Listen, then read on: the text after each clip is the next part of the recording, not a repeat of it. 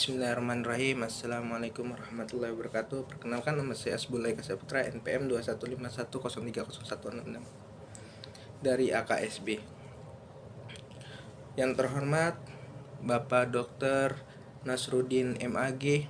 Alhamdulillahillazi ja'alal qalama lil kitaba wal kitaba lil qira'ah wal qira'ah lil ma'rifah wal ma'rifah lil ibadah wal ibadah lillahi ta'ala.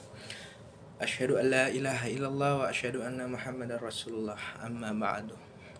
Pertama-tama yang paling utama yang harus kita utamakan, marilah kita panjatkan rasa puji-puji syukur kita atas kehadirat Allah Subhanahu wa taala. Kedua kalinya selawat berbingkai salam mari kita sentur agungkan kepada junjungan kita, yakni Nabi Yuna wa Syafi'ina wa Maulana Muhammadin sallallahu alaihi wasallam, yang mana telah membawa kita dari zaman jahiliyah menuju zaman Islamiyah, yang membawa kita dari zaman kegelapan menuju zaman terang benderang. Terang bukan karena lampu tetapi karena ilmu, yang mana kita menantikan syafaat di yaumil akhir.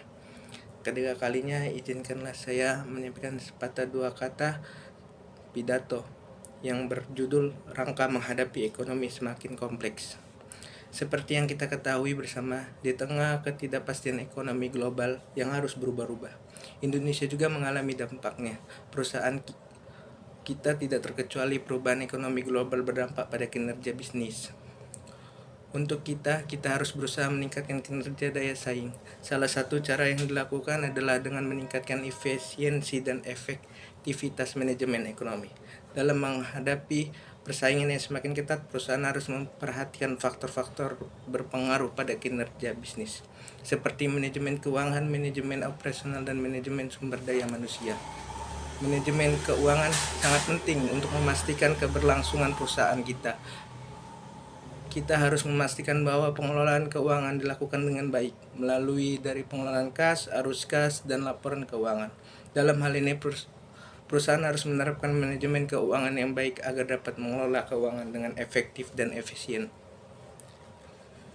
Yang kedua, ini manajemen operasional.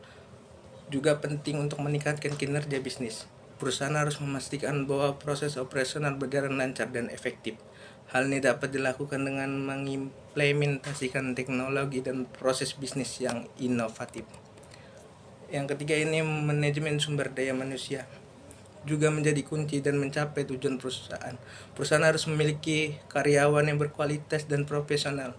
Oleh karena itu, perusahaan harus memperhatikan pengembangan karyawan, pelatihan, dan pengelolaan kinerja karyawan dengan baik. Selain itu, kita juga harus memperhatikan faktor-faktor eksternal yang dapat mengaruhi kinerja bisnis, seperti kebijakan pemerintah, kondisi ekonomi global, dan persaingan bisnis. Dalam rangka menghadapi tantangan ekonomi semakin kompleks, perusahaan harus mampu beradaptasi dengan cepat dan memperbaiki manajemen ekonomi yang sudah ada. Saya berharap dengan meningkatkan efisiensi dan efektivitas manajemen ekonomi, perusahaan kita dapat berkembang dan bertahan dalam menghadapi persaingan bisnis yang semakin kuat. Hanya itu aja yang dapat saya sampaikan. Apabila ada kata-kata salah, saya mohon maaf pada Allah, saya mohon ampun. Unzur maqala wa la tanzur man qala. Akhiran wabillahi taufiq wal hidayah. Wassalamualaikum warahmatullahi wabarakatuh.